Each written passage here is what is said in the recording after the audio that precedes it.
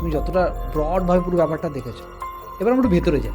মানে আমরা তো গেল যিনি মহাকবি তার বিষয়, এই মহাকবি কোন সময়কালে, মানে কাশিরাম দাস কোন সময়কালে মহাভারত রচনা, এবং সে তো সম্পূর্ণ করেনি, তুমি বললে সে সম্পূর্ণ করেনি, তা সেটাও যদি একটু ব্যাখ্যা করো পুরোটা আর কি। সম্পূর্ণ যে উনি করতে পারেননি এই বিষয়ে কিন্তু তৎকালীন বিদ্বজনেরা বা পরে যারা গবেষণা করেছেন বাংলা সাহিত্যের প্রত্যেকেই এটা কিন্তু করে গেছে, মানে বলে গেছেন যে না উনি সম্পূর্ণ করতে পারেননি। সেটা ওনারই যে ভনিতায় সেটা উল্লেখ আছে। আদিবন বিরাটের আর কত দূর, বিরাট পর্ব লিখা গেলা কাশিরাম, আর কত দূর হইল শেষ কাশিরাম কয়, মানে ওই পুরো শ্লোকটা হচ্ছে আদি সভা বন বিরাটের কত দূর, ইহা লিখা কাশি গেলা স্বর্গ।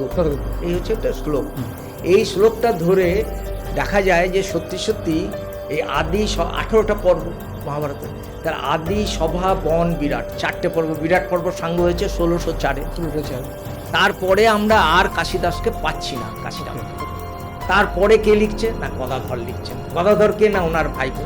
কাশিরাম দাসের বাবার নাম ছিলেন কমলাকান্ত। কমলাকান্তের 3 ছেলে, কৃষ্ণদাস, কাশিরাম, গদাধর।